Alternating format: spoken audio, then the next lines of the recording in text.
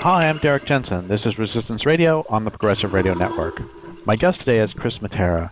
He's a civil engineer and the founder of Massachusetts Forest Watch, a group which works in New England to protect forests and promote genuinely clean and green energy solutions. So what I'd like to start at least by talking about biomass. What is biomass, and isn't it this great new green energy source we've been told? Hi, Derek. Biomass, well, that's what we've been told, and including by some of the green groups, I guess, we could call them that. Biomass is generally, the official definition is biological material derived from living or recently living organisms. And what we're talking about here is basically biomass for energy, and usually this means plant-based material. But it can also mean animal material or vegetable material. And the basic categories are wood, like virgin wood from logging. It could be the trees, it could be the branches. Another category would be energy crops that are grown in farms to burn. Agricultural residues, food waste, and industrial waste and co-products are all considered biomass when it comes to biomass energy. And the whole sales job of biomass as green, the origins, of course, are within industry that seeks to benefit from the public subsidies for biomass, but also a lot of the green groups were pushing biomass. And I don't know if it's got to do with just simply not thinking about it. They have one department working to protect forests and another one saying, let's support biomass, which is going to log and burn more forests. So it's really hard to get your head around it. But also, I don't know how much of it is from their funding, and, biomass became green. One way or the other became green, and it's so far from green that it's almost laughable. In fact, particularly for carbon dioxide emissions, which is the excuse that people use to burn biomass, they say it's going to reduce carbon levels in the atmosphere, is the opposite. In fact, it's about 50% worse than coal for carbon dioxide emissions per unit of energy produced. So it's literally 50% worse than the worst. So it is the worst thing you can do, basically burning trees for energy. So maybe that's a little more than you asked. But the main point about biomass is simply you can consider it living or recently living organisms, often broken down into wood, energy crops, agricultural residues, food waste, and then also industrial waste and co-products gets thrown in there. And let's talk about this in relationship to forests. And so just not to put too fine a point on it, but they are arguing that it is green or clean energy to cut down forests simply to burn them. Is this more or less it? That is the argument. They're saying the argument is that, well, the trees grow back, so it's carbon neutral, which is really so incredibly simplistic that it's mind-boggling that entire subsidy structures and regulatory structures and intergovernmental, international agreements for biomass were all built around this idea that, well, if we cut the trees and burn them, it's carbon neutral. And it doesn't really take that much thought to realize that's ridiculous. Obviously, if you leave the tree growing, it's absorbing carbon. If you cut it down and burn it, poof, you've just carbonized that right into the atmosphere. Not only that, you've reduced the amount of carbon being taken out of the atmosphere. You had a big tree that was absorbing carbon. Now you have nothing there. You can plant another little tree that's going to take a little bit of carbon out, but it's nothing like what that other tree was doing and the fact that tree was storing carbon. So the whole idea was built around this idea that it's carbon neutral, and it's not. And all of the science that's come out in probably the last 6, 7, 8 years says exactly the opposite. Says it's pretty much the worst thing you can do is to burn green trees for carbon. So I guess that's what got legs on the whole thing. The environmental groups were, to me, we had a big issue here in Western Massachusetts. They had about 4 giant biomass facilities proposed within a 50-mile radius. And the amount of wood that they would have burned was about 2.5 million tons a year. The entire timber harvest in Mass is about 0.3 million tons. So we were going to go from 0.3 up to more than 2.5 million tons. We're looking at, basically a 1,000% increase in wood use. And all it was going to do is produce 1% more power for the state of Massachusetts.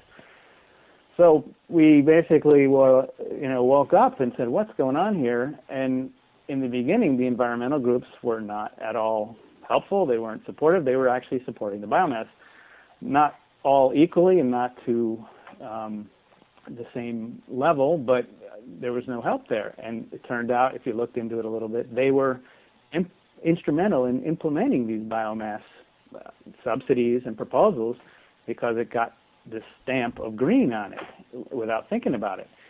And gradually that has turned, at least here in Massachusetts, but it unleashed a torrent of policies and proposals around the planet, literally, to burn biomass for energy. And when you look at that, and when you first think about it, you think, well, biomass, what is that? It sounds so green. And it's always pitched as though it's going to use waste wood from treetops and limbs and this and that, and it's going to be waste. And that's the sales pitch, but it's not the case. The more you look at it, you'll see that the amount of wood needed is on the order of hundreds of times more than exists in waste. If there's any waste at all, there really isn't waste in terms of you could use, the treetops and so forth should stay in the forest to restore the soil and so forth. But even if they were using those, they don't have near the amount of wood they need to burn it. So they're literally mowing down forest for biomass. And you have to see that to realize that you have to really distinguish that it's trees, going out, cutting the tree, burning it, not just picking up little sticks laying around.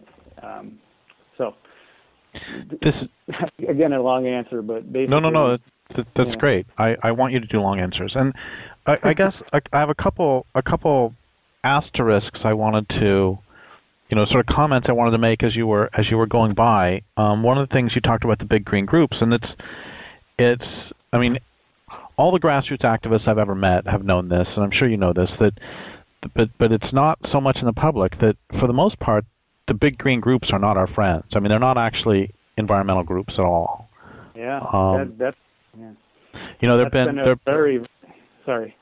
I was just going to say that so often I would see the local Audubon groups would be fighting against the National Audubon, and the local Sierra Club groups are fighting against the National Sierra Club. And we know that Nature Conservancy is horrible on any number of levels, one of which is the biomass. Yeah. Well, they have their chairman. He was a lobbyist for the timber industry in Maine. So their president was a executive at Goldman Sachs. So this is what we're dealing with. And the former president of National Wildlife Federation, when he quit there, he went immediately to be a PR flack for Plum Creek Timber Company. Oh my God! Yeah. Which even the timber industry, even a pro timber industry elected official called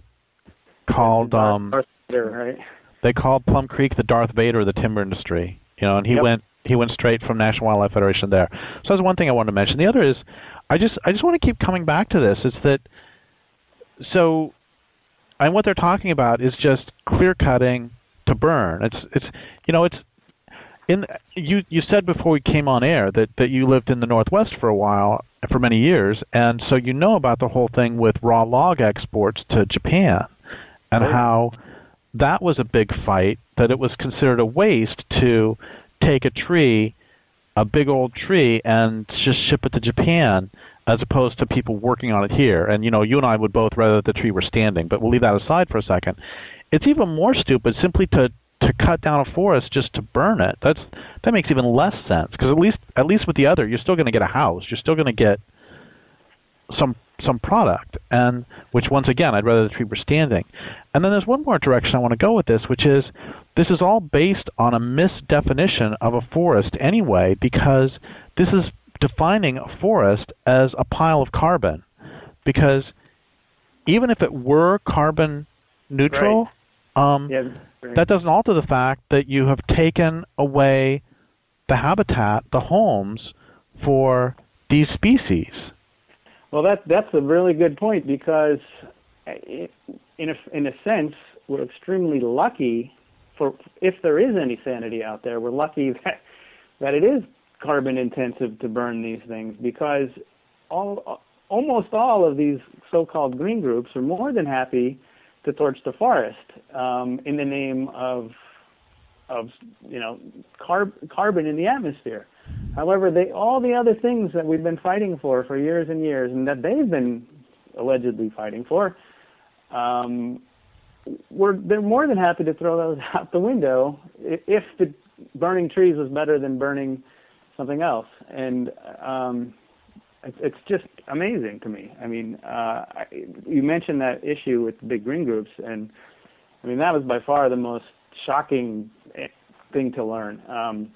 Of course, they're all different, and some are worse than others, and some are better than others. But I can't think of, I don't know who to tell people to donate to anymore, except for small grassroots groups. But, I used to donate to all of them. I used to think, well, they're trying but losing. And only by getting in this issue myself and really, seeing the details in the trenches, did I realize they were actually harming the situation up in White Mountain National Forest in New Hampshire. Sometimes they don't do everything bad and they're wrong, and there's some things they do well. And there was, it was the Sierra Club of Vermont sued the Forest Service to stop this big clear-cut logging in White Mountain National Forest, one of the most beautiful forests in the country. And going to court and arguing in favor of clear-cut logging on the national forest was New Hampshire Audubon and the Appalachian Mountain Club. They literally went into court. Not only did they not do anything to help, they went and argued in favor of the logging. So it's shocking, and I think it's an issue that, like you say, the public has no clue, and they've got a green halo. Maybe people think they're just not winning, but they're trying, and they think they're sending their money so they don't have to do anything else. But the fact is that a lot of them are funded by foundations with their own agendas, and it's become a careerist kind of business type thing.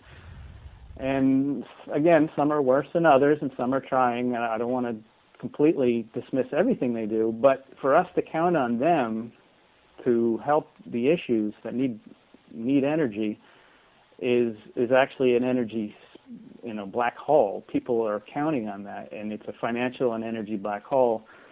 And at best, they're doing nothing and just sucking up the energy of people that are well-intentioned.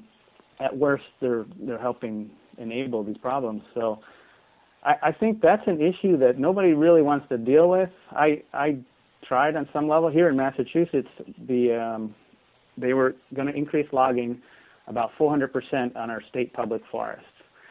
And I called the Sierra, they already started clear cutting, and I called the Sierra Club, the local Sierra Club in Massachusetts. And the response I got was basically, don't worry, DCR knows what they're doing. I said, wait a minute, they're clear cutting the state forest. What do you mean they know what they're doing? And effectively I got dismissed.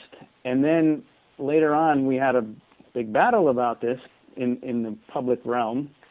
And 5 of the so-called environmental groups came out in favor of this 400% increase in logging on state forests using mostly clear cutting. And it was just your mouth hits the ground, and you're like, what is going on here? And so then I, did a little research and started finding out who's funding and how much salaries they're getting. My God, like Appalachian Mountain Club pays $300,000 to their leader. The Massachusetts Audubon, not even the national, Mass Audubon was paying about $400,000 to their leader, I guess. So you got to start doing different things when you're making that kind of money. You got to start losing your focus on what your mission really is. And the state pays Mass Audubon. They give them a whole bunch of money, maybe to go count birds, which sounds nice, but then it means they don't oppose them when they should. So it's complicated, but it's an issue that I think is extremely important because, we're getting it from both sides. We're trying to protect these parts of nature, and of course you've got industry and government on one side, and you think you're going to have the environmental groups on your side, and in fact they're running interference for industry and the government. So it's a big issue, and it's very hard to tackle because of the green halo that they do have. Which is, it's one of the things that is really extraordinary about the success of the system is that it is really great at co-opting movements for any sort of change and making them harmless to capitalism, harmless to the status quo, harmless to those in power. We see this with unions, where unions can go from being these great organizations to being partners in capitalism. And it doesn't matter what social field you're talking about. You'll get this movement you get some really good movement, and then it ends up getting blunted and turned against the original attempts of social change.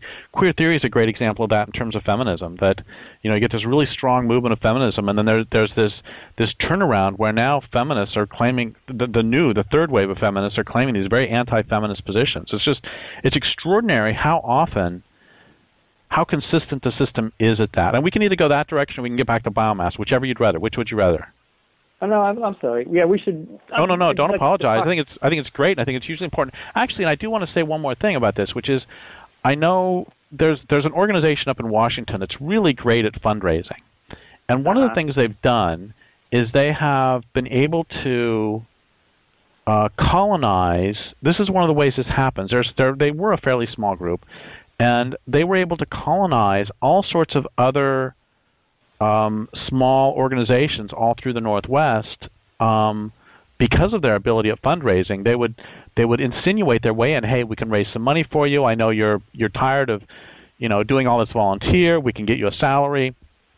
And then there are groups in Oregon that used to be opposed to all cutting on national forests who now sign off on cutting old growth in national forests.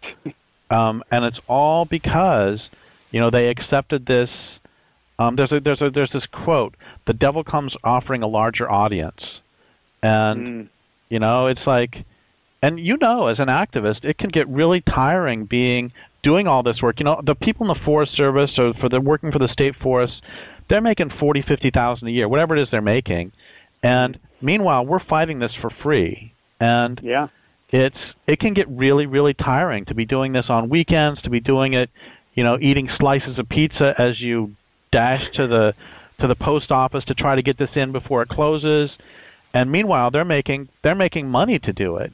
And many of them are making hundreds of thousands of dollars. I'm not exaggerating. It sounds, it almost sounds like bitter, but it's not that. It's incredulous. It's my God, it's like the biggest sellout of all. To be an NGO selling yourself as this angelic organization that is totally in bed with the industry you're supposed to be watchdogging. And I like you say, you're spending your weekends doing it, because it's not my job. I have a regular job, and when I do this stuff, I'm doing it in my free time. And I'm thinking to myself, not only am I doing this in my free time, what about the people whose actually this is their job to be doing this stuff, and they're getting paid well to not do this. And but it's even bigger than that. It's that when you try and talk to people about these issues, particularly politicians or government agents, and you say something's a problem here, and they say, but the Nature Conservancy says it's okay, or the Sierra Club says it's okay, then it runs interference, and it makes the job almost impossible. And they know that, and I figured the corporations decided it was cheaper to buy these groups than to fight them. So it's a major problem, and people don't want to deal with it because it's so touchy. But I don't think we can keep sweeping it under the rug. It's going to have to be.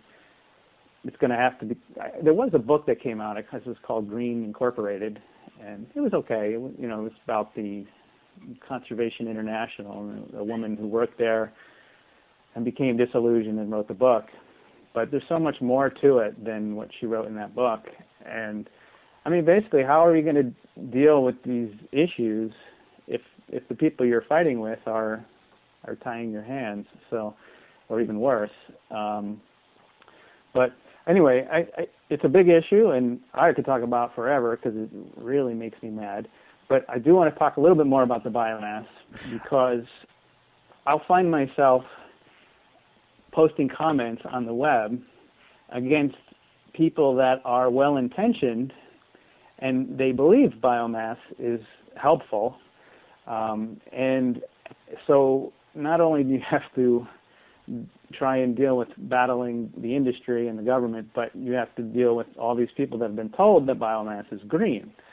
And just a little bit more about biomass. There's a lot of issues with it other than the carbon. I mean, if you burn the forest, that's a huge issue. But there's the pollution levels. The conventional pollutants are typically worse than fossil fuels, or as bad, depending on which you're comparing it to, which plant and all that. But for example, a brand new biomass plant, I don't like either of those words, I should say a brand new tree burning incinerator, there you go, will pollute conventional pollutants, NOx and carbon monoxide and all the conventional pollutants, including lead and mercury and all these things, on similar levels with a coal plant. So they're not clean, and everyone's going around calling them clean and green energy. So the normal conventional pollutants are as bad as the worst. Then there's the carbon dioxide issue, which is worse than the worst. And then, of course, cutting down forests with all their other benefits is we already have huge deforestation issues, so now we're adding massive demands on the forest. And then additionally, when you're using, for example, carbon or crops, biomass crops, then you're dealing with displacing food crops. And then the subsidies issue. Or in the first place, displacing prairies or something. Yeah, or even going back further, exactly. But, the ones that have already been turned into food are now being turned into energy crops. And then there's the subsidies issues. Not only is the biomass so dirty and so counterproductive for carbon dioxide and everything else, we're actually being forced to pay for it. The citizens are being forced with public subsidies on the orders of tens of millions of dollars per biomass plant. So those subsidies get sucked away from better things, solar or whatever else. So almost on every level, it's an insanity. And the way it's gotten wheels, the train left the station with this green label. So now it's got all the subsidies and everything's been put in place that it's being built regardless of the impacts. And just to give you an idea of the way the issue is even discussed, a big headline came out a few weeks ago, maybe a month ago. Burlington, Vermont gets 100% renewable energy. And they don't tell you what that is. That about 80-90% of that is tree burning. That's where they get their energy. So Vermont, which loves to call itself green, as long as you don't scratch the surface, Burlington gets almost all of their energy from burning trees, and they consider themselves very, very green for doing this. when in fact their carbon footprint is worse than a coal plant. And so they say, well, it's local. I say, well, coal is local to West Virginians, so just because it's local doesn't mean it's good. And then they say, well, we got it now. But basically the headline is they've got 100% renewable energy, and everybody claps for Burlington. But they don't even realize that when people say renewable energy, you've got to distinguish between between biomass and solar and hydro and everything else. Which, of course, they have extreme problems too. Yeah, I'm not saying. I mean, everything has problems, certainly, but they're not equal problems. There is better and worse. And the truth is that biomass, tree burning biomass, is really, you can't come up with something worse for climate. You can't do it. For pollution, you really can't either. It's about the same as coal. So you can compare that to the issues with solar and they all have issues. I agree, and. So let's talk about the scale. Something we haven't mentioned yet is the scale of biomass. Do you know either on a U.S. or global scale how much deforestation occurs for biomass? Well, specifically how much? No. What I can say is that a typical let me see, it's 13,000 tons per megawatt. So I can't remember. It's roughly 6,000 acres clear-cut per year per biomass plant. So for 50 megawatt biomass plant. So if you had a standard electric biomass plant, you would have to clear-cut 6,000 acres a year. Which is about 8 square miles or something like that, 9 square miles, somewhere in there. Is that what it is? Yeah. Because 640 acres per square mile, so 6,400 acres would be 10 square miles, so 9 square miles, somewhere in there. That's exactly right. So roughly 10 square miles per year per biomass plant. So, 10 years you're at 100 square miles clear cut. That's a lot. It's very lot. It's extremely, and the efficiency of these biomass, especially the electric plants, are the worst. They're about 24% efficient. So for every 4 trees you cut, only one of them actually produces energy. It's just incredibly inefficient. Burning wood has never been efficient, and it's never going to be. And we're basically going backwards. There's a reason we left burning wood in the past, and they're just going back to this caveman technology and stamping a green label on it. This seems like the perfect metaphor or the perfect exemplar of this culture, which is to cut down a forest and waste most of it and then convert the rest of it into industrial electricity, which is then used to power retractable stadium roofs. It just seems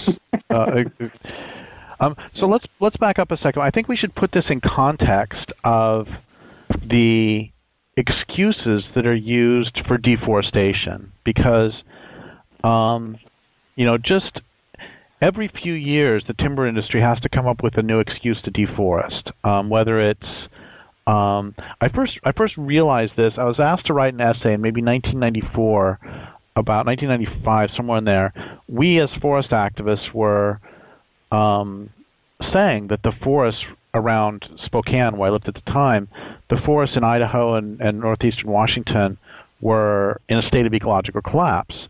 And this was happening in a lot of places. And the response by the timber industry and the Forest Service and the government was to say, you're absolutely right. They are in a state of collapse, and that's why we need to cut them down before they get worse. Yeah. And it didn't make any sense. I was asked to write an essay about this, and the way I was able, it's like, this is the first time in any of my writing I ever used, Robert J. Lifton wrote about before you can commit any atrocity, you have to convince yourself that what you're doing is actually beneficial. Yeah. You have to have a claim to virtue. And that was the first time I really understood his point on that. So can we put this in the context of some of the euphemisms used by timber industry and some of the excuses they use for cutting down forests? Oh, it's endless. You could write a book on it, and it changes as you say, it's a rotating Rolodex, and they go through the list, and they need a new one, they make up a new one. Here, one of the chic responses to we need to stop logging the watershed forests is, excuse me, if we don't log it, the hurricane like 1938, another one is going to come along and blow it down. And you just sit there and you go, are you for real? And I mean, they literally, with a straight face, will tell you, we have to log the forest, otherwise a hurricane is going to blow it down. And use this. And people sit there and they shake their head, And it's just another idiotic one. And it's endless. There was a timber sale in Robinson State Park in Springfield, Massachusetts, which is a city, and it's their state. It's a park in their city. It's a city park basically, and they wanted to do a big timber sale in there. And they went through a series of 22 excuses why they had to log the forest. And the citizens who lived there and walked there with their dogs basically said, this is ridiculous. And they brought in independent experts every time to basically debunk what the chief forester of Massachusetts was saying. And every time they brought experts in at their own time and expense, they debunked what they said. And in the end, after the 22nd excuse, they admitted they wanted to do it to make money, to cut down something else. And it was basically the financial motive was all it was about. I don't know if I should go through all the excuses or... Why don't you give us 4 or 5 of them? They would say, well, we have to treat the red pine for shoestring fungus. There was never any shoestring fungus. The red pines were just close together and were nutrient starved, so they had made that up. And they weren't hurting anything. They were just standing there.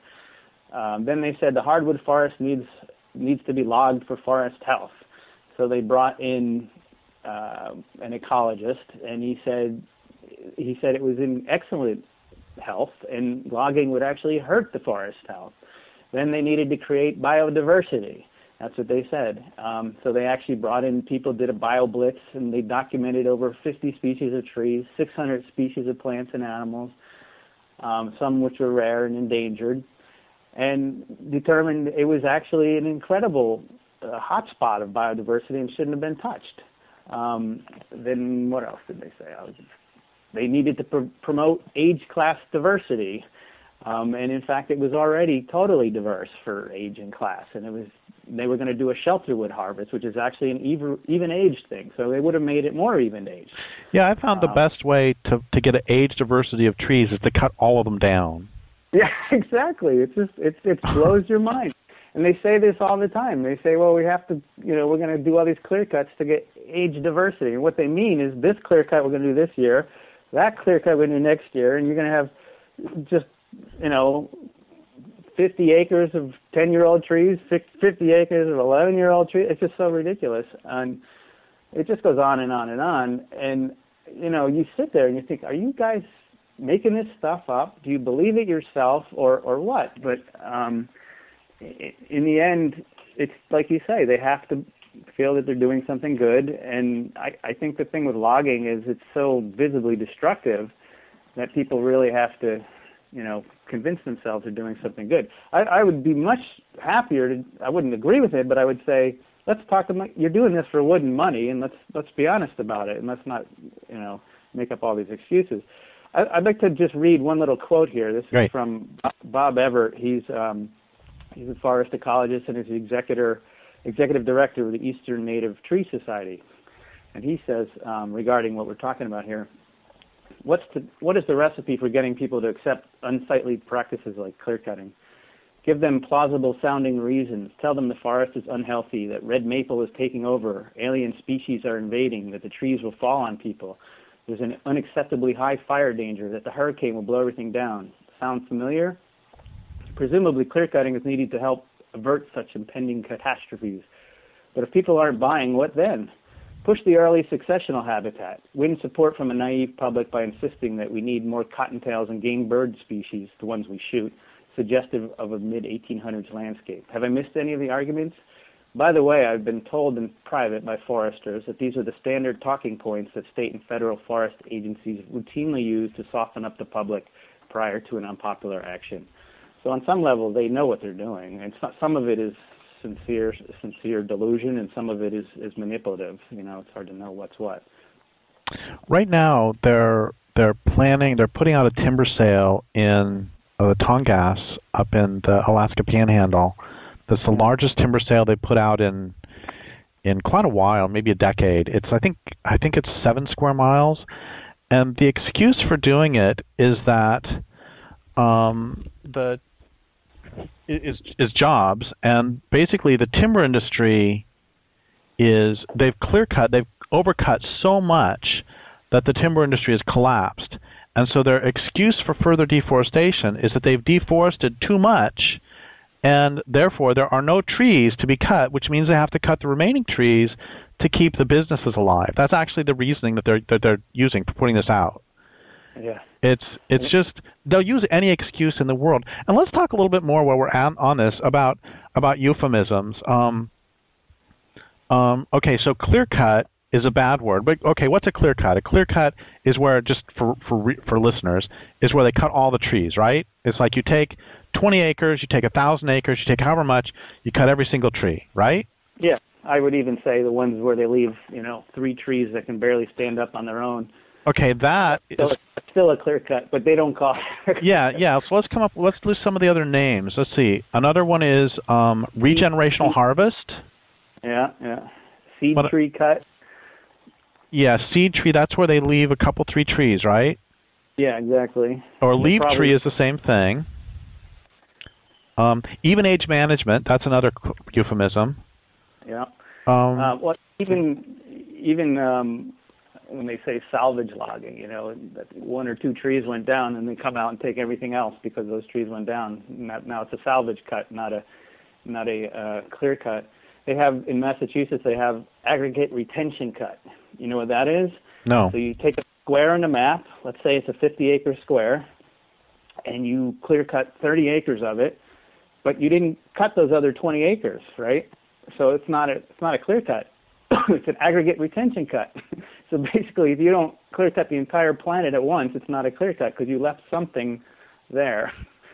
It just goes on and on. Oh, let's address the early successional habitat argument too. Yeah. Why don't you say what the argument is? You said it briefly in that quote, but say more what the argument is. Well, they say that there's a certain habitat that's missing, this early successional habitat that certain species need to survive, and that the way they're going to help those animals is by clear cutting and creating this habitat. And there's it's like 3% true and 97% lies. And one of the issues is simply it depends where you are, and this is an argument they use a lot in New England, because in New England what happened was they cleared 70% of the forest, and then all these species started coming back, or all these species started proliferating that were not really that there weren't that many of them here, but because they cleared so much forest, their numbers went way up. So when the forest came back, then their numbers started going down, back to more natural levels. And so they say, oh my God, these numbers are going down. We have to clear cut again to get the numbers up. But they're not endangered species. They're species that they shoot in hunting anyway. And they're trying to maintain levels that are way above what they should be anyway. And on top of that, the early successional habitat that exists today is still higher than ever was historically, naturally. So it's still there, and it's just another excuse, basically to log. And if they want to know if they're being honest about it, you say, okay, you're supposed to be 1% of the landscape was naturally in this early successional habitat. So if that's what you want to do, let's take that 1% and let's maintain that in early successional habitat. Let's keep it open. and like you say, that's what it was supposed to be there, and we need it for the bunny rabbits, then let's do that. And that way, the other 99%, you don't have to go clear cutting to create it, because you're maintaining that 1% that you need naturally to maintain the species at a natural level. And they'll say, oh, no, we have to do this cutting, which is nothing more than a timber rotation. That's all it is. It's just a nice way of selling a timber rotation on public lands.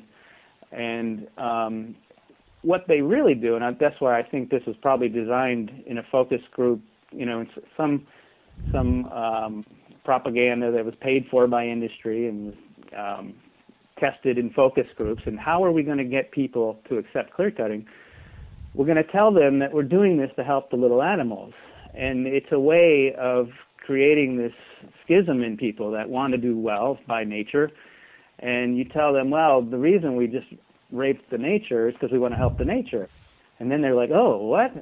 And, it basically is a way, and it gets back to what you were saying about how the culture can really manipulate well-intentions and the Orwellian speak on just about everything now it's a situation to undermine somebody's good intentions, and people want to protect nature, and they hear, oh my God, this is horrible. I see these clear cuts, and then they put a sign up there and say, well, it looks bad, but it's really going to be helping the bunny rabbits.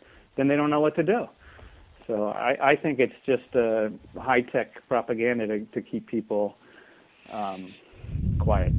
Well, I know, too, that at least in the West, the Forest Service will often put out timber sales under the guise of improving white-tailed deer habitat. Because white-tailed deer like edges. And one of the things that's completely nuts about this is that there's already way more white-tailed deer. It's just like you said, there's way more white-tailed deer than there were historically. And it's completely insane to be to be improving habitat for a creature who is abundant and at higher than historical levels. At the same time, you're destroying habitat for those who are endangered. Exactly, and that's the reality of it. You might, in theory, be helping a handful of species that don't need the help, just helping them become more abundant. They're already too abundant, so that maybe it's easier for hunters to hunt them.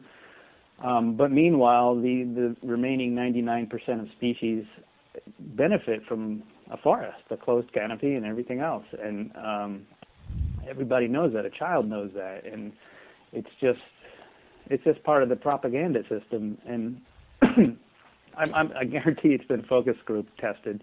Yeah. My ex-girlfriend used to work in a company, and one of the reasons I couldn't stay with her, but she worked in this. They did focus group testing, and what they'd do is they'd sit people in a room, and they'd run the propaganda that was designed by some PR firm. They'd run this propaganda by them, and they would turn a dial based on how well they believed it or were affected by it, or how much they didn't believe it. And so they would turn this dial, and it would let them figure out how to push people's buttons.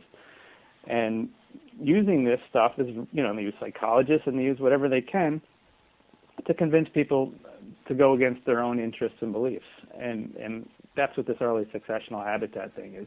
I mean, the timber industry, when you see them out there, they're the first ones to line up opposing any protection for any species. I mean, if there's ever even the hint of protection of endangered species, because we need to protect the forest, the first one to try and block it will be the timber industry. So when you hear them, oh, well, we have to clear cut to help the little bunnies, it's just bullshit. That's all it is. It's bullshit. And, I don't know if I can say that on your show.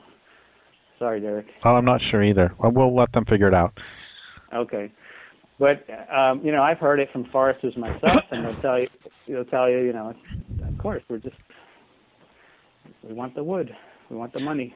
So maybe I got a little overboard. But No. This is great, and we're running out of time. And one of the reasons I do this program is I want for people to actually do something. So, what if people hear this interview and they want to stop deforestation, either because of biomass or or for any of the other reasons they use for it, what do you think that they should do? Obviously, you don't think they should donate $20 to a big green organization. What should they do? First, go ahead. Well, first thing, when people hear that we're reaching these renewable energy goals, or we're shooting for these renewable energy goals, they have to say, wait, what do you mean by that? Where is your renewable energy coming from? In the United States, half of the renewable energy is biomass. In Europe, it's 2/3. So you hear that, oh, wow, Europe's doing great with their biomass, or with their renewable energy. And then you find out, actually, 2/3 of it is burning trees. So people have got to distinguish between renewable energy and genuinely clean, low-impact energy, genuinely green energy. So that's the first step, and that's not a minor step, because almost always it's just talked about in terms of renewable energy, and it's great. You know, they don't tell you that England is building 10 biomass plants on their coast, and they're sucking up all the wood from the United States to burn for their renewable energy. So wait. 10 biomass plants, that means per year 100 square miles. Oh, easily. It might even be greater than that. I don't know. I mean, this was a couple years ago, so it could even be more now. And no, just for those 10. Yeah. Oh, easily. Yeah. Easily. No. Yeah. No, that's not. No, in fact, those are much bigger. Those are not even 50 megawatts. Those are even much bigger.